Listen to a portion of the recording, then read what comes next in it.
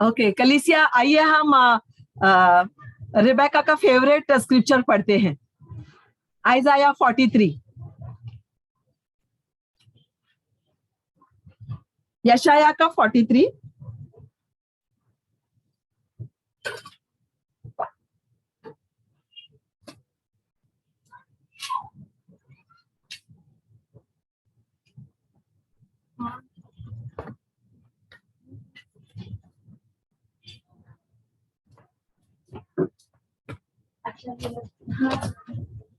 Okay okay, सब पहुंच गए हैं? यशाया 43, 43 1 से 4 में पढ़ूंगी। हे इज़राइल, ये आपको संबोधित करता है। हे रिबेका, हे सतीश, हे प्रणव, हे छाया ना, तेरा रचने वाला है कार्मेन, तेरा सृजनहार यहोवा अब यूं कहता है, मत डर, क्योंकि मैंने तुझे छुड़ा लिया है, मैंने तुझे डिलीवर कर लिया है, मैंने तुझे नाम लेकर बुलाया है, तू मेरा ही है। जब तू जल में होकर जाए, मैं तेरे संग रहूंगा, और जब तू नदियों में होकर चले, वे तुझे न डुबा सकेंगी। जब तू आग में से चले, तब तुझे आंच ना लगेगी, और उसकी लौ तुझे न जला सकेगी, क्योंकि मैं यहोवा तेरा परमेश्वर हूँ, इज़राइल का पवित्र मैं, और तेरा उद्धार करता हूँ। तेरी छुड़ौती में मिस्र को और तेरे बदले कुश और सबा को देता हूँ। मेरी दृष्टि में तू अनमोल है। ओके, ये हम सबको कहता है, ये आप अनमोल है। ओके, और प्रतिष्ठित ठहरा है। प्रतिष्ठित यानी कि बहुत ही important, very very important. Okay, जैसे राजा, जैसे प्रधानमंत्री वेरी इंपॉर्टेंट लिखते हैं उनको, जब भी VVIP लिखते हैं, वेरी वेरी इंपॉर्टेंट। ओके, प्रतिष्ठित ठहरा है, और मैं तुझसे प्रेम रखता हूं, इस कारण मैं तेरे बदले मनुष्यों को और तेरे प्राण के बदले राज्य राज्य के लोगों को दे दूंगा। ओके कलीसिया, ये आपके और मेरे बारे में है। ये परमेश्वर क्यों कहता है? ये इसलिए कहता है क्योंकि वो हमें हिम्मत देना चाहता है, वो हमें बताना चाहता है कि हम कितने योग्य हैं, उसकी नजर में हम अनमोल है ना। दुनिया हमारी कीमत लगाते हैं, ये काला है, ये गोरा है, नाटा है, ये ऊंचा है ना, लेकिन परमेश्वर हमें प्रतिष्ठित कहता है और अनमोल कहता है।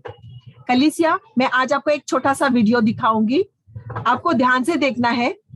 इसमें कोई भी ना, हम सब ब्रदर्स एंड सिस्टर्स हैं, परमेश्वर ने हमें रचा है, और बहुत सारे हम यहाँ मैरिड है, हाँ, और इन बातों को हम एक अलग तरीके से सोचते हैं, एक अलग तरीके से जानते हैं, लेकिन मैं चाहती हूँ इसको आज एक अलग तरीके से मैं आपको दिखाना चाहती हूँ। ओके, आइए कलीसिया। ये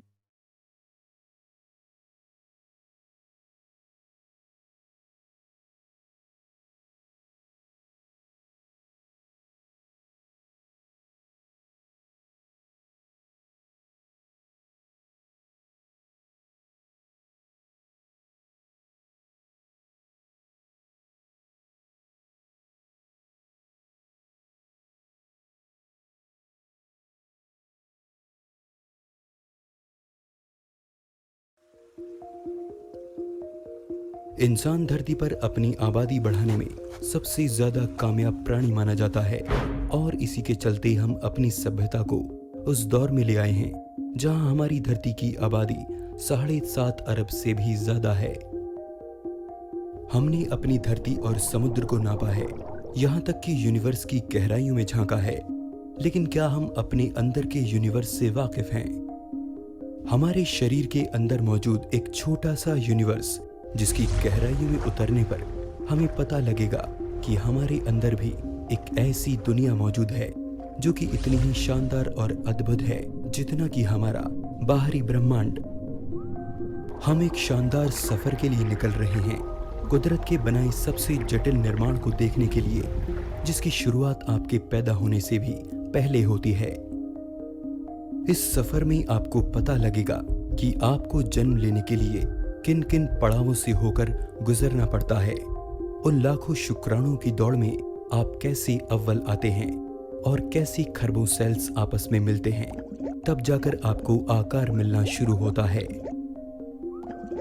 ये कहानी मेरी और आपकी है, एक ऐसी कहानी जो हमें बताती है कि हम दुनिया में कैसे आए, एक ऐसी कहानी जो हमें इंसान बनाती है।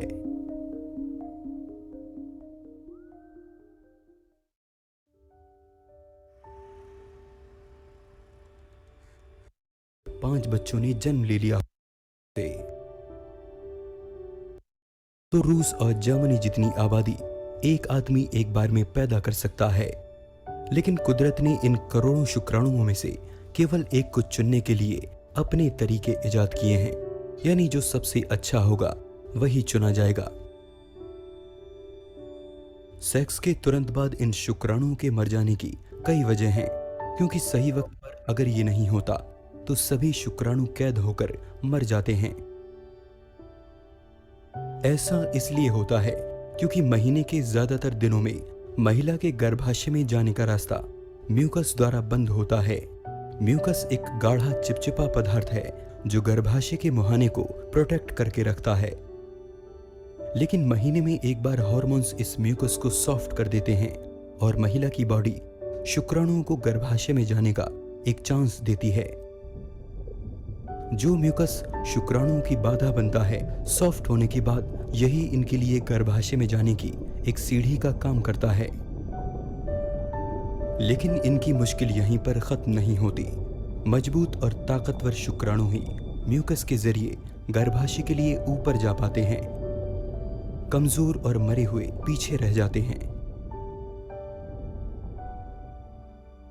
ये बात सच है कि पुरुष एक बार में करोड़ बचने की वायरस समझ लिया जाता है। मुहाने से अंदर प्रवेश लेते ही इम्यून सिस्टम एक्टिव हो जाता है। व्हाइट ब्लड सेल्स इन्हें घुसपैठिए समझकर इन पर चारों तरफ से हमला करते हैं।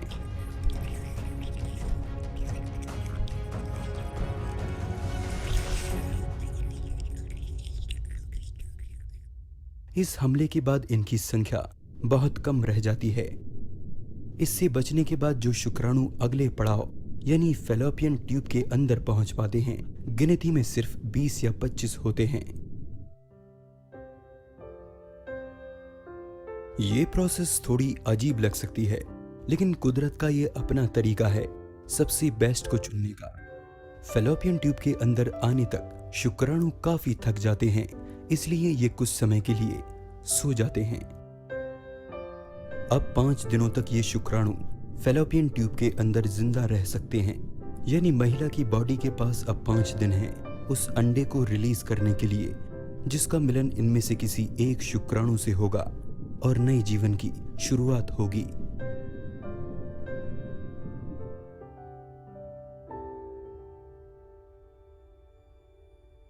लेकिन आइए सबसे पहले ये जानते हैं कि आखिर ये अंडा क्या होता है और महिला की बॉडी में। वहीं आदमी इन सेल्स को शुक्राणु उस जगह को ओवेरी कहा जाता है। ओवेरी महिला के गर्भाशय यानी यूटेरस के दोनों तरफ पाई जाती है। आपको जानकर हैरानी होगी कि एक महिला की ओवरी के अंदर कितने अंडे होंगे। ये बात उसके पैदा होने से भी पहले तय हो जाती है। अपने जन्म से भी पहले जब एक लड़की अपनी मां के पेट में अविकसित बच्चा होती है, उस समय उसके अंदर 10 से 20 लाख इमेच्योर यानी अपरिपक्व अंडे होते हैं और इन अंडों की संख्या पहले से तय होती है। लड़की के पैदा होने से लेकर उसके जवान होने तक इन अंडों की संख्या 3 लाख के आसपास रह जाती है, जिनमें से केवल 300 से 400 अंडे ही वो सारी उम्र भर रिलीज कर पाती है। हालांकि ओवरीज में मौजूद सभी अंडे स्पर्म से मिलने के लिए तैयार नहीं होते, बल्कि एक स्वस्थ औरत की ओवरी से लगभग हर महीने एक अंडा पूरी तरह से मैच्योर होने के बाद ही बाहर आता है। अंडे के साथ साथ कुछ केमिकल भी रिलीज होते हैं जो फैलोपियन ट्यूब को संकेत देते हैं। ओवरी के साथ लगी फैलोपियन ट्यूब मूव होकर अंडे को अपने अंदर ले लेती है। ट्यूब के मुहाने पर मौजूद बेहद महीन बालों जैसे स्ट्रक्चर अंडे को ट्यूब के अंदर धकेलने में मदद करते हैं। जब ओवरी से एग बाहर आने वाला होता है, बॉडी में इसकी तैयारी शुरू हो जाती है। ओवरी से आए संकेतों से शरीर में बह रहे खून में ऐसे हार्मोन्स की मात्रा बढ़ जाती है जो महिला के गर्भाशय की लाइंस को अंडे के लिए तैयार करते हैं, ताकि अंडे और शुक्राणु का मिलन हुआ तो अंडा गर्भाशय से चिपक जाए और उसको पोषण मिलना शुरू हो जाए। ट्यूब में आ जाने के बाद शुक्राणु से मिलने के लिए अंडे के पास 12 से 24 घंटे का वक्त होता है। अगर ऐसा नहीं होता तो गर्भाशय में तैयार हुई वो लाइंस अंडे के साथ ब्लीडिंग के तौर पर बाहर निकल जाती हैं, जिसे मेंस्ट्रुएशन या फिर मासिक धर्म या फिर आम भाषा में पीरियड्स कहा जाता है।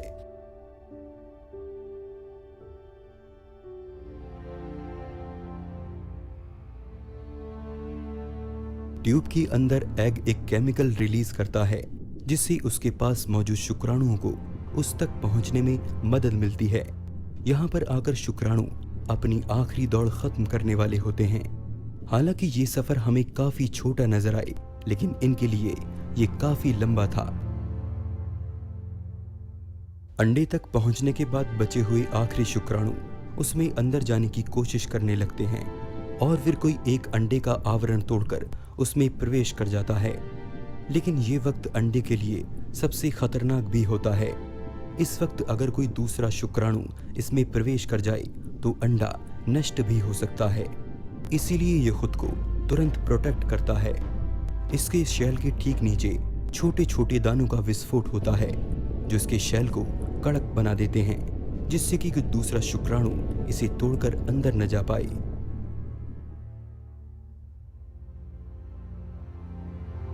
इस छोटी सी नई जिंदगी को एक मां के गर्भ में पोषण मिलेगा और अगर सब ठीक रहा तो धरती के सबसे बेहतरीन जीव के तौर पर उसका जन्म होगा, जिसमें कुदरत और एक मां बराबर की साझेदार होंगी।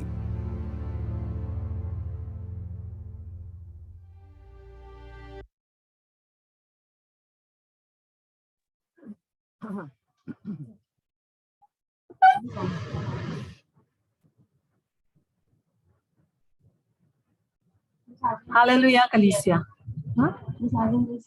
या आपने मैं विश्वास करती हूँ कि आपने सभी ने वीडियो अच्छी तरह से देखा क्योंकि हम भारतीय है ना, हम बहुत बार लज्जाते हैं कुछ बातों को बोलने के लिए। हाँ, शादी के 60 साल बाद भी कुछ बातें हम बोलते नहीं है। हम सोचते हैं कि बच्चों ने नहीं देखना चाहिए, लेकिन आजकल बच्चे हमसे एडवांस है क्योंकि वो टेक्नोलॉजी में स्मार्ट है। ओके, और उनको कोई सिखाने की जरूरत नहीं।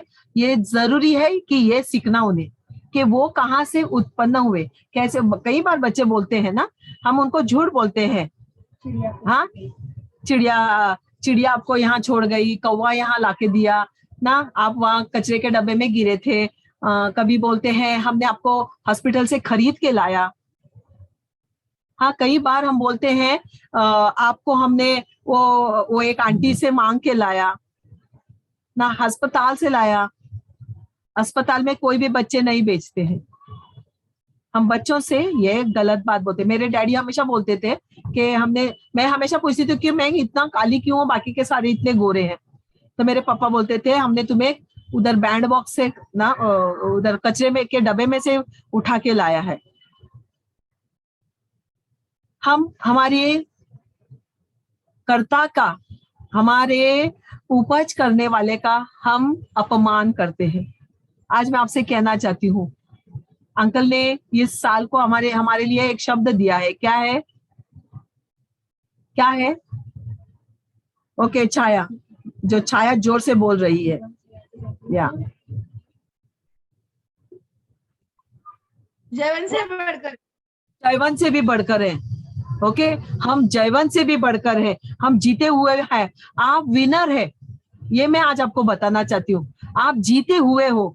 ओके, और आज आपको मैं समझाना चाहती हूँ, हम स्त्री और पुरुष जब हमारे माँ बाप प्रेम करे तो हमारे साथ हमारे पिता ने कम से कम 200 या 300 ना करोड़ हमारे भाई बहन साथ में हमारे भेज दिए, ओके, कि हम हमारी माँ से जाके मिले। कितने करोड़ों में आपके भाई बहन आपके साथ करोड़ों में थे कलीसिया, आप अकेले नहीं थे, वो आपके साथ करोड़ों आपके भाई बहन थे। शुक्राणु जिसे कहते हैं वो करोड़ों में होते हैं, जो दिखाई नहीं देते आंखों से, वो थे, ओके, आपके साथ निकले थे, सारे ऊपर की ओर दौड़ रहे थे, सारे दौड़ रहे थे आपके साथ, करोड़ों आपके साथ दौड़ रहे थे। मुझे पता नहीं, मेरे साथ 40 करोड़ दौड़ रहे थे, 200 करोड़ दौड़ रहे थे, 300 करोड़ दौड़ रहे थे। अभी हमने सुना उस वीडियो क्लिप के द्वारा, सारे दौड़ लगा रहे थे, लेकिन अपना सिर्फ आधे जीवन से मिलने की ये उनको सामने, हमारा आधा जीवन पिता के पास था, आधा जीवन माँ के पास था, वो आधे जीवन से मिलने के लिए, ताकि वो एक शरीर बन जाए, इस कारण वो दौड़ रहे थे, वो पूरा करने के, एक शरीर को पूरा करने के लिए दौड़ रहे थे। जब वे दौड़ रहे थे उनके रास्ते में बहुत सारे अड़चने थी, बहुत सारे दिक्कतें थी। उसमें करोड़ों में से जब वो करोड़ों निकले तो साथ में थे, आगे गए तो लाख में बन गए, कम हो गए क्योंकि रास्ते में कुछ मर गए, कुछ बीमार हो गए, कुछ बाहर फेंके गए और कुछ नष्ट हो गए, लेकिन वो नहीं रहे। फिर वो लाखों में चले, फिर लाखों की झुंड अपने आधे माँ के शरीर को पाने के लिए गए, जहां तक उनका एक जीव होना बहुत जरूरी था। अगर वो पहुंचते भी वहां, फिर उनके पीछे सारे एक दूसरे के पीछे दौड़ रहे थे, एक दूसरे के ऊपर से दौड़ रहे थे, बहुत सारे अड़चने फिर भी थी। अपनी रक्षा करता हुआ प्रत्येक जीव, शुक्राणु, प्रत्येक वो छोटा सा जीव अपनी रक्षा करता हुआ, सारे कांटों को न संभलता हुआ, उस म्यूकस से संभलता हुआ, उस गंदगी से संभलता हुआ कोशिश कर रहा था ऊपर की ओर जाने की। वो आप थे कलीसिया, कोशिश कर रहा था वो, हर एक जीव, हर एक शुक्राणु कोशिश कर रहा था कि मैं इस कांटों से मैं निकल जाऊं। जब कांटों से निकला तो चिकना चिकना सारा पदार्थों से उसको निकलना था, क्योंकि पेट में बहुत सारा केमिकल्स है, बहुत गंदगी है और बहुत सारा अड़चन भी है। ऊपर नीचे रास्ते हैं, उसके जाने के रास्ते में बहुत सारे पहाड़ है, टीले हैं, खड्डे हैं, कई जगह वो अटक गया, जैसे गटर में पैर फिसल जाता है, वैसे फिसल फिसल के नीचे आए, फिर ऊपर गए, फिर फिसल के नीचे आए, फिर ऊपर गए, और करते करते वो आगे चले, लेकिन दौड़ नहीं छोड़ी उन्होंने, वो दौड़ते रहे। वहां कई संकटों का सामना करते हुए लाखों में से अब वे सिर्फ 1000 हो गए, सिर्फ 1000 हो गए, ओके। करोड़ों में से लाख, लाखों में से 1000 हुए। जब वो 1000 हुए तो भी कोशिश करते रहे, उसमें से कुछ थक गए कि अरे बाप रे, अभी भी चलना है, अभी भी चलना है। हमारे सारे भाई बहन थे हमारे साथ, लाखों में थे, फिर हजारों में हो गए, फिर हजारों में से 100 में हो गए, 100 हो गए, 100 में से चंद हो गए, फ्यू हो गए, मे बी 20, 25, ओके। जब तक वो अपने माँ को मिलने के कोशिश में बहुत थोड़े से हो गए, चंद में से सिर्फ 4 या 5 हो गए।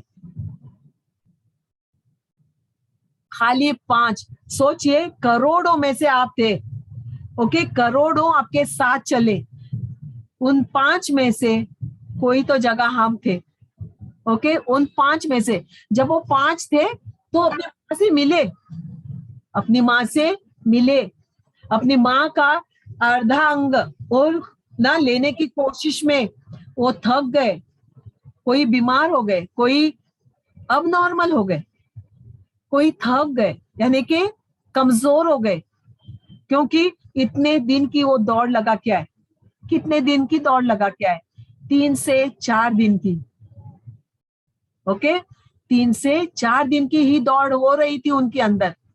उन 3 दिनों में 4 दिनों में ये 4-5 ही हो गए। 4-5 के बाद जब वो अपनी माँ से मिले तो माँ उनको जब तक संभालती है तो माँ को भी लगा है ये नहीं चाहिए, ओ वो नहीं चाहिए, ओके, क्योंकि माँ के शरीर में से भी कई बार वो नहीं चाहिए था वो पदार्थ निकलता है। क्यों? क्योंकि वो खुद की अपने शरीर की भी सुरक्षा करना चाहती है। उसमें से भी 1 या 2 बहुत कोशिश करते हैं कि नहीं नहीं, हम तो बस, कभी कभी देखो आपके बच्चे घुस जाते हैं ना आपके बगल में, आप उसको बोलो नहीं छोड़ दो, मुझे छोड़ दो, गो जोएल गो, ना जाओ तुम अपनी जगह पे सो जाओ, लेकिन बच्चे आज चिपक जाते हैं। उसमें से ये 2 चिपक गए अपनी माँ के अर्धांग को, पिता से अपनी औकात लेके आए और अपनी माँ के कैरेक्टर को लेने के लिए उन्होंने उतनी कोशिश की। उसमें से भी एक कमजोर निकला और एक ताकतवर निकला, एक ही, करोड़ों में से एक ही। उसने अपना शरीर को करके अपनी माँ से वो लिपटा ही रहा और अपने जीवन को उसने एक बनाया। फिर वहां कैसे गया वो? बुद्धि से, विवेक से, क्योंकि उसके पास बुद्धि थी, उसके पास विवेक था, उसके पास जीवन था। वो लेकर वो जीने की कोशिश किया और एक जन अपना क्या बोलते हैं, एक दीवार को उसने बना लिया और वो सुरक्षित रहा, ओके। वो एक नई सृष्टि बनी, एक नया जीव बना, एक अलग सा, एक अपना सा, एक अद्भुत सृष्टि बन गया। और जब वो सृष्टि बना तो वही है जो जीता, वही सिकंदर। आमीन। कलीसिया, जो जीता वही सिकंदर कहते हैं ना हम लोग। हाँ, जो जीतता है वही जयवंत से भी बढ़कर होता है, वही सिकंदर। वो डेविड बना, वो मोजेस बना, वो एस्तर बनी, वो डेबोरा बनी, वो कार्मिन बनी, वो निधि बनी, वो स्मिता बनी। जो जीता वही सिकंदर। वो उर्मिला थी, वो लता थी, वो सोलोमन थे, ओके। जो इस वक्त ना आप अपने आप को नहीं समझते, आप विजेता हो कलीसिया, एक बहुत बड़े विजेता हो, बहुत बड़े विजेता हो, जयवंत से भी बढ़कर हो। पूछो कैसे? कौन पूछेगा मुझे कैसे? पूछो सवाल पूछो। ओके, निधि पूछ रही है मुझे। निधि, यस निधि। जी आंटी, आप मतलब बताइए हम लोग कैसे मतलब विजेता हैं। हाँ, गुड। मैं चाहती हूँ कि आपकी आवाज उठे और पूछे मुझे कि कैसे मैं जयवंत से भी बढ़कर हूं, कैसे मैं विजेता हूं।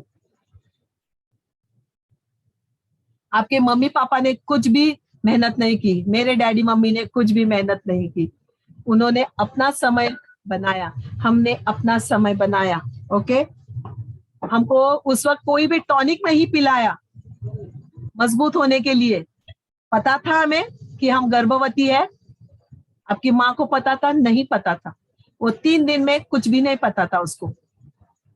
कोई टॉनिक नहीं पिलाया, कोई मक्खन नहीं खिलाया, जूस नहीं पिलाया, बिना कुछ खाए पिए आप दौड़ लगा रहे थे कलीसिया,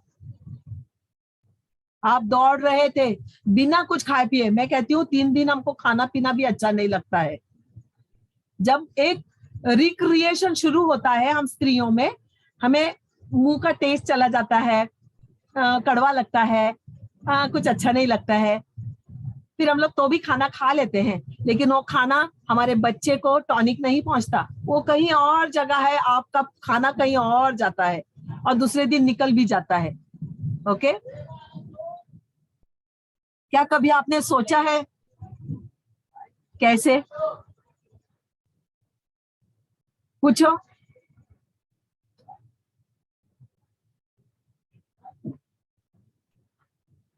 पूछो मुझे कैसे। और एक सवाल मैं कहती हूँ आपको जवाब। आपने कभी इसके बारे में नहीं सोचा कलीसिया? ना मैंने सोचा था, कभी नहीं सोचा। मैंने पहली बार परमेश्वर ने मेरी आंखों को खोला आज कि बिना आंखें बिना पैर हम दौड़ रहे थे। अब हमारे पास आंखें भी है, पैर भी है। हम तब बिना आंखें और बिना पैर के दौड़ रहे थे अपने माँ के अंग को लेने के लिए। दौड़ रहे थे, तैर रहे थे, भाग रहे थे और सारे संकटों से बच रहे थे। हाँ, कभी सोचा है आपने? नहीं। बिना अपनी शिक्षा के बिना आप और मैं दौड़ रहे थे। हमारे पास कोई सर्टिफिकेट नहीं था दौड़ने का कि तुम दौड़ो तो हम प्राइज देंगे। बिना शिक्षा के हम दौड़ रहे थे, अपने बिना प्रमाण पत्र के बिना हम दौड़ रहे थे कलीसिया। बिना सर्टिफिकेट के, बिना डिग्री के, बिना जॉब के, बिना काम के हम दौड़ रहे थे। बिना एनर्जी के भी हम दौड़ रहे थे। किसी के मदद के बिना आप और मैं दौड़ रहे थे कलीसिया। किसी की मदद नहीं रहती हमारे पास, कोई नहीं था मदद के लिए। सारे अपने अपना शरीर को बचा रहे थे। सारा जीव अपने शरीर को बचाते हुए, तकलीफों से संभालते हुए, अपने आप को बचाते हुए दौड़ रहे थे। बिना मदद के आप और मैं दौड़ रही थी। आपको क्या लगता है, क्या आप हार गए? हाँ, ये तो अभी मैं बता रही हूँ तो आप बोलोगे नहीं, लेकिन जिंदगी में आज तक आपने कई बार आपने महसूस किया कि मैं हार गया, मैं हार गया, मैं हार गया। और जब हम हार सोचते हैं उस वक्त हम जानते हैं ना कि कई बार हम गलत स्टेप लेते हैं, झूठ बोलते हैं सबसे पहले। जब हम हार जाते हैं तो सबसे पहले झूठ बोलते हैं। झूठ बोलने के बाद बहुत सारे प्लानिंग करते हैं, फिर अपने आप को खराब करने का कोशिश करते हैं। कई बार गलत चीजों का सहारा लेते हैं। तब तो आप मदद के बिना दौड़ रहे थे, अब गलत चीजों का सहारा ले रहे हैं। अब तो आपके पास दोनों आंखें हैं, दोनों पैर है, और जब आपको परमेश्वर के वचन का अब ज्ञान है, अब जबकि आपके पास योजनाएं हैं, दर्शन है, सपने हैं कलीसिया। अपने पहले दिन जिस दिन आपके साथ आपके करोड़ों भाई बहन दौड़ रहे थे, आपने हार नहीं मानी, बिल्कुल भी हार नहीं मानी किसी चीज में। तो अब क्यों हमें रोना आता है कि मैं कुछ नहीं कर सकती हूँ, मैं बोल नहीं सकती हूँ, मैं जा नहीं सकती, मैं आ नहीं सकती हूँ? हार मानते हैं। अभी आप हार नहीं मान सकते, आपके पास सब कुछ है, ताकत है, बुद्धि है, ज्ञान है, वचन है, योजनाएं है, दर्शन है, सपना है, विटामिन की गोली भी है। पैर दुख रहे हैं तो, हाँ, आंखों से नहीं दिख रहा है तो चश्मा है कि नहीं? सब कुछ है, सब कुछ है, फिर भी हम दौड़ नहीं लगा रहे। अगर आप हार मानते हैं किसी भी मोड़ पर, किसी भी अवसर पर, किसी के बात पर ना, कई बार हमें दुख लगता है। मैं हार मानती हूँ, मैं सोचती हूँ जाने तो, ये नहीं चाहिए मेरे जीवन में, ये नहीं चाहिए, ये नहीं होना अच्छा है, ये हार मानना है। इसका मतलब है मैं अपने रचयिता का अपमान करते हैं। जब हम हार मानते हैं, हम अपने रचयिता का अपमान करते हैं, अपने माँ बाप का नहीं, अपने रचयिता का। माँ बाप को तो दुख देते हैं जब हम हार मानते हैं। हाँ, हम अपने माँ बाप को अपमान करते हैं, लेकिन परमेश्वर का हम अपमान करते हैं जब हम हार मानते हैं। जब उसने कहा कि डर मत, मैं तेरे साथ हूँ, डर मत, मैं तेरे साथ हूँ, डर मत, मैं तेरे साथ हूँ। इससे कोई फर्क नहीं पड़ता कि अभी आप क्या देखते हैं। इससे कोई फर्क नहीं पड़ता आप क्या महसूस करते हो, क्या परेशानी है, क्या आपको समझ है, कोई फर्क नहीं पड़ता, क्योंकि आप जीते हुए हो। You are winner, you are more than a conqueror. आप जयवंत से भी बढ़कर है। कॉन्करर यानी कि जो जय पाता है, इतनी सेना के ऊपर जय पाता है, राष्ट्र के ऊपर जय पाता है, राज्य के ऊपर जय पाता है, उसको कॉन्करर कहते हैं। इसे एक चुनौती के समान ले लो कलीसिया, एक चुनौती समझो, आपको हमेशा याद रहेगा। आपने जब गर्भ में जीत पाई, करोड़ों में से जीत पाई, गर्भ से ही आपको जीता हुआ परमेश्वर डिक्लेयर करता है। इसके लिए यशाया का 43 कहता है, मैं तेरा रचने वाला, डर मत, मैंने तुझे पुकारा नाम से। और वही ताकत थी कि हम अपने माँ के अंग से जा मिले। कलीसिया, मैं आपको एक स्क्रिप्चर्स बताना चाहती हूँ। गलेशियन 5 में 7 पहला जाएंगे, 1 कोरिन्थियों 9 में। वो बहुत बढ़िया है, देखिए। हाँ,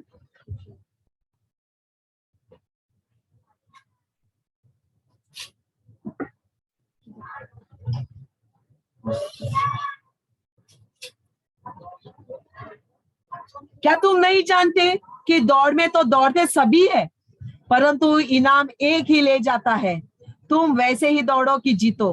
हर एक पहलवान सब प्रकार का संयम करता है। वे तो एक मुरझाने वाले मुकुट को पाने के लिए ये सब करते हैं, परंतु हम तो उस मुकुट के लिए करते हैं जो मुरझाने का नहीं है।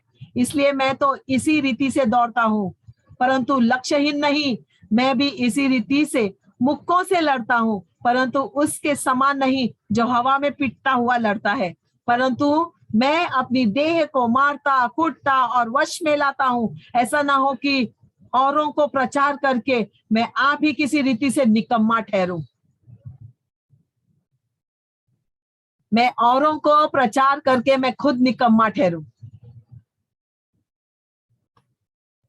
हार नहीं मानना, कभी भी हार नहीं मानना कलीसिया। 2 तीमुथियोस 4 में 7-8 कहता है, मैं एक अच्छी कुश्ती लड़ चुका हूं। ओके, एक अच्छी कुश्ती लड़ चुका हूं, पौलुस कहता है। हम भी एक बहुत बढ़िया कुश्ती लड़ चुके हैं अपने माँ के गर्भ में। करोड़ों में से, लाखों में से, हजारों में से, 100 में से, 25 में से, 4 में से हम जीत चुके हैं कलीसिया। फिलिपियों का 1:6 कहता है, जिसने तुम में लिख लो स्क्रिप्चर, तुम में जिसने अच्छा काम आरंभ किया है, वही उस काम को भी पूरा करेगा उसके आने तक, यानी कि हमारे जीवन के अंत तक वही उस काम को पूरा करेगा, क्योंकि इसीलिए हम रचे गए, इसीलिए हम बुलाए गए हैं। यशाया का 40:31 कहता है, वे दौड़ेंगे और थकित ना होंगे।